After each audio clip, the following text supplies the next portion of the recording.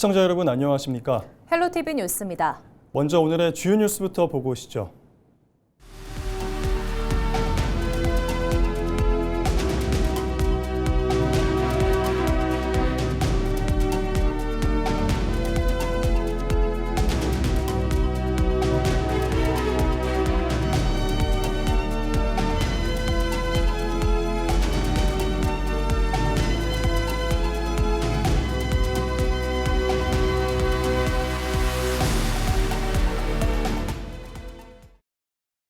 김포시장 선거전이 여야 후보들의 새 대결로 뜨겁게 달아오르고 있습니다.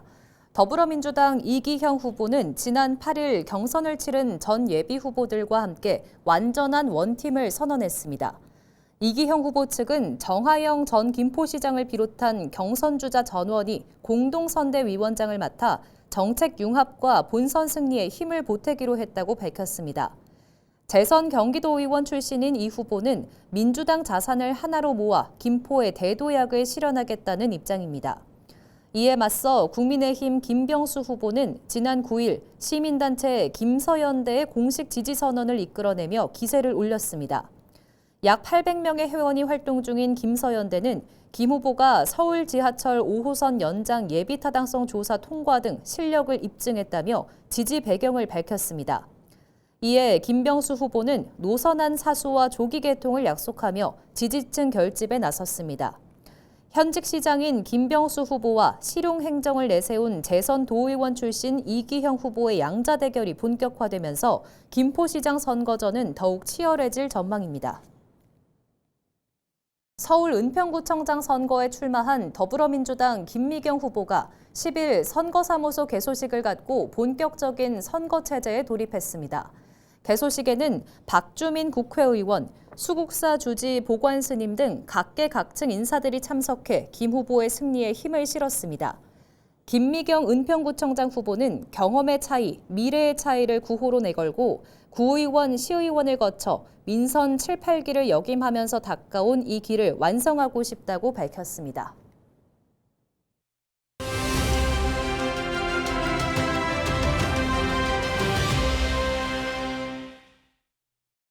6.3 지방선거와 함께 치르는 재보궐선거, 계양을 지역에서는 더불어민주당 김남준 후보와 국민의힘 심왕섭 후보가 경쟁하고 있는 상황인데요.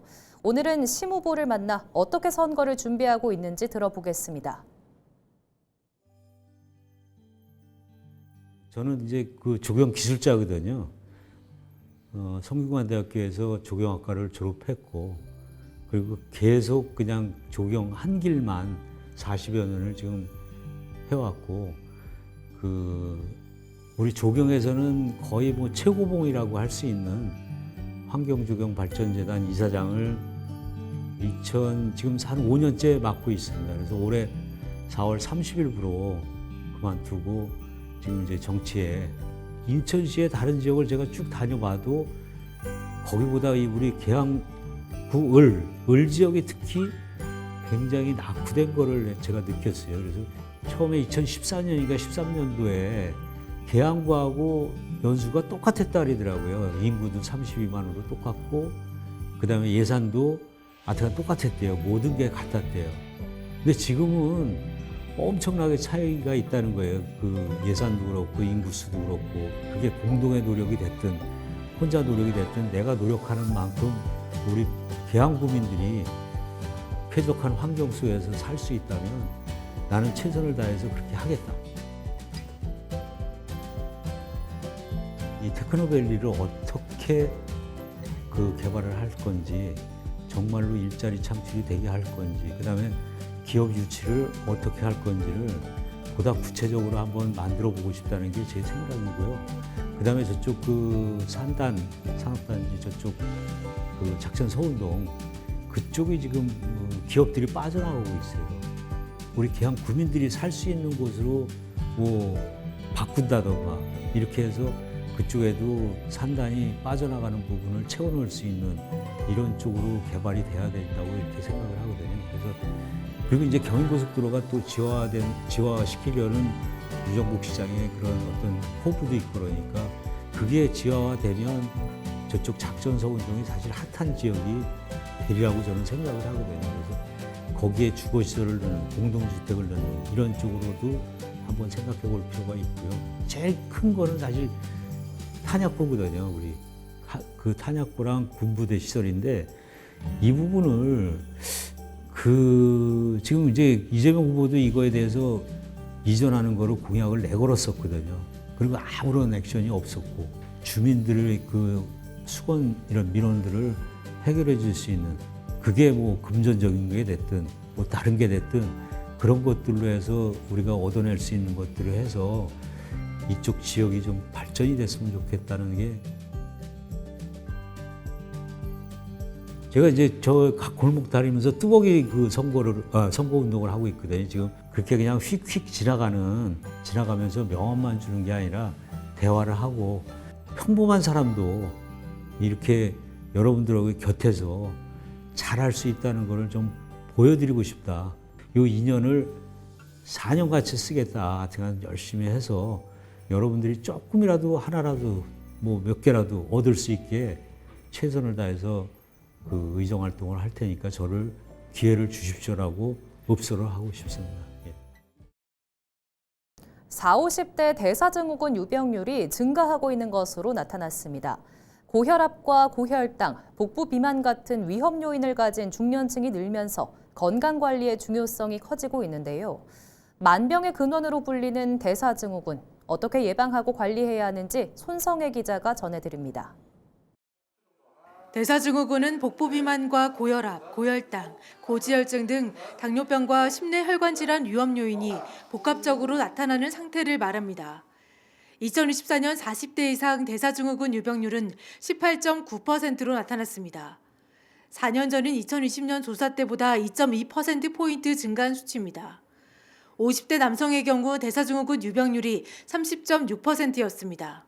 대사증후군은 일종의 성인병을 나타내는 지표인데 최근 우리 한국 같은 경우 식습관의 서구화라든지 또 여러 가지 유해한 스트레스, 환경, 그다음에 뭐 비만 이런 인자들이 올라가고 있는 상태이기 때문에 대사증후군 유병률이 낮아지지 않고 대사증후군 환자는 심혈관계 질환에 걸릴 위험이 정상인보다 1.5배에서 최대 3배 높고 당뇨병 발생 위험도 약 5배에 달하는 것으로 알려져 있습니다.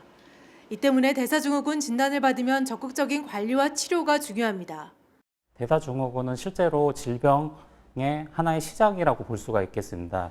이것을 놓칠 경우에는 심근경색, 뇌경색 같은 중증 질환으로 이어지고 후유장애가 남을 수 있기 때문에 적극적으로 관리하고 치료하는 것이 중요하다고 보겠습니다. 전문가들은 대사증후군 예방을 위해 식습관 관리와 꾸준한 운동, 복부 비만 관리가 중요하다고 조언합니다. 과체중이나 비만인 경우 체중을 3에서 5%만 줄여도 인슐린 저항성과 심내혈관 질환 위험을 낮출 수 있다는 설명입니다. 전문가들은 40대 이상 건강검진 수검률은 증가하고 있지만 건강지표는 나아지지 않고 있다며 무엇보다 검진 결과를 생활습관 개선으로 이어가는 것이 중요하다고 강조합니다. 헬로티비 뉴스 손성혜입니다. 인천시가 식품의약품안전처가 주관한 2026년 식품안전관리 사업평가에서 전국 17개 시도 중 우수기관으로 선정됐습니다. 시는 해당 평가에서 6년 연속 우수기관에 선정됐는데요. 평가는 식품안전관리 제도 운영과 기관 간 협업 등 4개 분야 13개 지표를 기준으로 진행됐습니다. 특히 기초자치단체 평가에서는 부평구와 남동구가 전국 226개 시군구 가운데 우수기관으로 선정됐습니다. 양천구가 경기 침체와 소비 패턴 변화로 온라인 홍보에 어려움을 겪는 지역 소상공인을 위해 온라인 마케팅 지원 사업을 추진합니다. 구는 전문 온라인 마케터 3명을 배치해 SNS 콘텐츠 제작부터 브랜드 컨설팅, 생성형 AI를 활용한 홍보 전략까지 맞춤형 마케팅을 무료 지원할 계획입니다. 지원 대상은 양천구 내 사업장을 둔 소상공인으로 디지털 활용이 익숙하지 않은 시니어 상인부터 초기 홍보 기반이 필요한 청년 창업가까지 폭넓게 참여할 수 있습니다. 주요 지원 내용은 SNS 계정 개설과 카드 뉴스, 포스터 제작은 물론 로고와 슬로건 개발 등 브랜드 컨설팅까지 포함됩니다. 특히 업체별 상황에 맞춰 필요한 서비스를 복수로 신청할 수 있도록 하고 현장 방문 상담도 병행해 실효성을 높일 방침입니다. 서울 은평구가 취약계층 아동의 건강을 위해 얘들아 과일 먹자 사업을 추진합니다. 은평구는 성장기 아동의 건강한 식습관 형성과 영양 불균형 해소를 위해 이번 사업을 마련했다고 밝혔습니다. 지원 대상은 지역 아동센터와 우리 동네 키움센터 등을 이용하는 아동 1,100여 명으로 아동 1인당 100g에서 200g 분량의 제철 과체류가 매주 2회 제공됩니다. 서울 은평구가 중장년층을 대상으로 아파트 사전점검 전문가 양성 과정을 운영합니다. 교육은 6월 9일부터 19일까지 7일간 서울 청년센터 은평에서 진행됩니다. 모집 대상은 은평구에 거주하는 40세에서 64세 중장년이며 구는 비대면 면접을 거쳐 22명을 선발할 예정입니다. 교육 참여자는 신축 아파트 하자 점검 이론, 장비 활용, 보고서 작성법 등을 배우게 됩니다. 구는 시험을 통과한 참여자에게는 전문 업체와 연계한 아파트 사전 점검 현장 참여를 포함한 취업 연계를 지원할 계획입니다.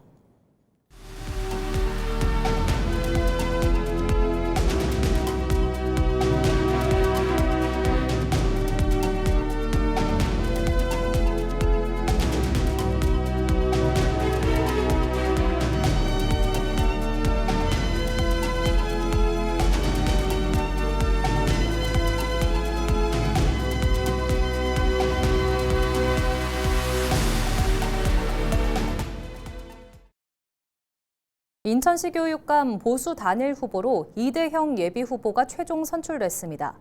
인천 중도보수 교육감 후보 단일화 추진협의회는 경선을 거쳐 연구원 전 강남영상미디어고 교사와 이현준 전 영화관광고 교장을 꺾고 이대형 경인교대 교수를 단일 후보로 선출했다고 밝혔습니다. 이 후보는 우리 아이들이 행복한 인천교육의 미래는 이제 시작이라며 오직 인천교육만 바라보며 불철주야 최선을 다하겠다고 소감을 전했습니다. 한편 이번 보수진영 단일화로 이 후보와 함께 진보진영 도성훈 현 교육감, 임병구 전국교육자치혁신연대 상임대표 3파전으로 선거가 치러질 전망입니다. 재선에 도전하는 국민의힘 김동근 의정부시장 후보가 출퇴근 시간 30분 단축을 핵심으로 하는 교통혁신 공약을 발표했습니다. 김 후보는 지난 7일 기자회견을 열고 의정부를 배드타운에서 벗어나 경기 북부의 교통허브이자 자족형 도시로 만들겠다는 비전을 제시했습니다. 주요 철도 공약으로는 지하철 8호선 의정부 연장과 GTX-C 노선의 조기 개통, 7호선 복선화와 SRT 연장 추진 등을 내걸었습니다. 여기에 권역별 광역버스 확대와 학생 전용 통학버스 운영, 그리고 부족한 주차 공간 확보를 위해 공영주차장 15개소를 추가로 만들겠다고 약속했습니다. 김 후보는 지난 4년이 교통혁신의 기반을 다진 시간이었다면 향후 4년은 시민이 체감하는 변화를 완성하는 시간이 될 것이라며 지지를 호소했습니다. 더불어민주당 김미경 은평구청장 후보가 어버이날을 맞아 어르신이 행복한 도시 은평조성 공약을 발표했습니다. 김 후보는 어르신을 위한 공약으로 은평형 고령 퇴원 환자 단기재활주택 운영, 치매 친화적 공동주택 조성을 제시했습니다. 또 은평 시니어 라이프 캠퍼스를 구축하고 스크린파크 골프장을 설치해 어르신들이 집 근처에서 여가를 즐길 수 있도록 하겠다고 약속했습니다. 이기재 국민의힘 양천구청장 후보가 목동 운동장과 유수지 일대를 목동 마이스 단지로 개발하고 홈플러스 부지 일대에는 미래형 기업 인프라를 구축하겠다고 밝혔습니다. 이를 위해 먼저 공영주차장과 유수지 부지를 상업지역으로 변경해 호텔과 컨벤션 센터 등을 조성하기로 했습니다. 또 서울시와 함께 돔 야구장을 건설하고 아이스링크와 종합운동장을 스포츠 테마형 복합 문화공간으로 탈바꿈시킨다는 구상입니다. 더불어 홈플러스 부지와 양천 우체국 개발에 따른 공공기업 부지에는 미래형 성장기업을 유치해 서남권 미래성장 거점으로 육성하겠다고 밝혔습니다.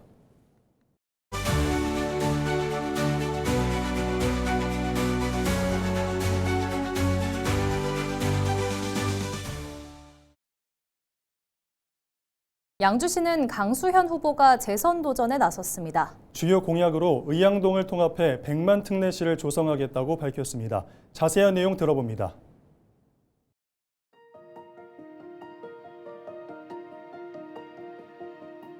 제가 4년 동안 일해오면서 많은 시민들을 만났고 또 많은 시민들의 이야기도 들었고 또 사실 많은 어려움도 있었습니다. 다 아시겠지만 3번에 거친 재판 동안 상당히 많은 어려움을 겪었는데 그럼에도 불구하고 양주가 앞으로 어떻게 가야 되는 방향을 설정했습니다. 그 방향을 제가 시작한 만큼 제가 마무리해서 양주가 더 큰 양주 그리고 또 시민이 만족하는 그런 양주가 되도록 하기 위해서 제가 출마하게 되었습니다.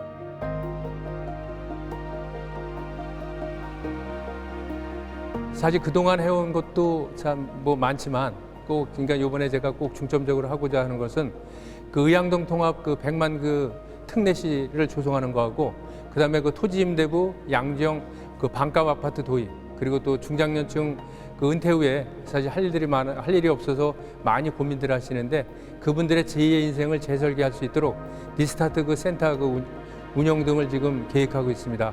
하여튼 거대한 전환의 변화 속에서 우리 소규모의 도시로 각자 경쟁하게 되면은 변방에 낙후된 도시로 전락하거나 소멸할 수밖에 없다고 생각합니다. 하여튼 3개시가 통합된 도시로 하여튼 그러니까 변환하면은 하여튼 지금 소멸보다는 앞으로 더욱더 발전할 수 있는 많은 기회가 있을 거라고 생각하고요.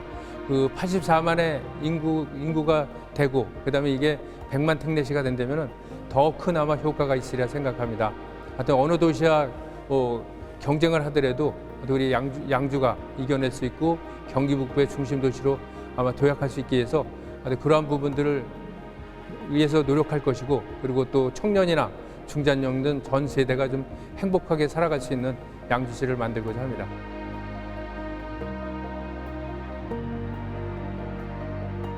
예, 저는 강점이라고 한다면은 사실 4년 동안 사실 우리 시민들이 원하는 것은 모든 데를 다 갖고 시민들의 이야기를 들었습니다.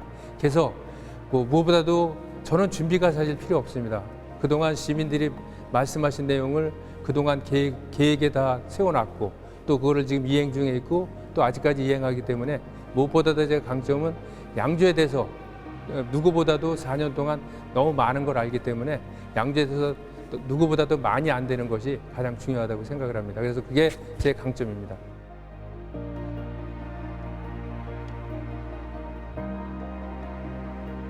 시민 여러분, 사실 누구나 다 시장이 되고 싶어 합니다. 그렇지만 시장이 돼서 양주의 살림을 제대로 해가는 사람이 중요하다고 생각합니다. 지금 양주시가 1조 4천억 정도의 예산 규모를 가지고 있지만 실제 시장이 연간 쓸 수 있는 예산은 400억 정도밖에 안 됩니다. 400억도 지금 양주시에 예전에 못했던 사업들을 많이 해야 되기 때문에 거기에 투입하다 보면 실제 할 수 있는 일들이 많이 없는데 무조건 시민들한테 해준다고 하는 게 중요한 것이 아니라 진짜 체계적으로 실제 할 수 있는 일을 하겠다고 하고 그거를 실천하는 것이 가장 중요하기 때문에 저는 시민들과 약속한 부분에 대해서는 하여튼 꼭 이행하는 그런 시장이 되도록 노력하겠습니다.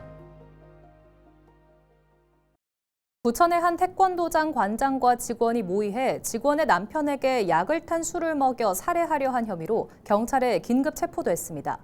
부천 원미경찰서는 태권도장 관장 20대 여성 A씨를 살인 예비와 살인 미수 혐의로 태권도장 직원인 40대 여성 B씨를 살인 예비 혐의로 붙잡아 조사하고 있습니다. A씨와 B씨는 약물을 탄 술을 먹여 B씨의 남편인 50대 남성 C씨를 살해하려고 모의한 혐의를 받습니다. 앞서 A씨는 지난 6일 오후 6시 반쯤 B씨의 자택에서 C씨에게 흉기를 휘둘러 다치게 한 혐의로 현행범 체포됐습니다. 이들의 살인 공모 정황은 경찰 조사 과정에서 휴대전화 메시지를 통해 드러났으며 C씨는 신체 일부를 다쳤지만 생명에는 지장이 없는 것으로 전해졌습니다. 경찰은 A씨와 B씨에 대해 구속영장 신청을 검토하고 있습니다. 이상으로 뉴스를 마칩니다. 시청해주신 여러분 고맙습니다.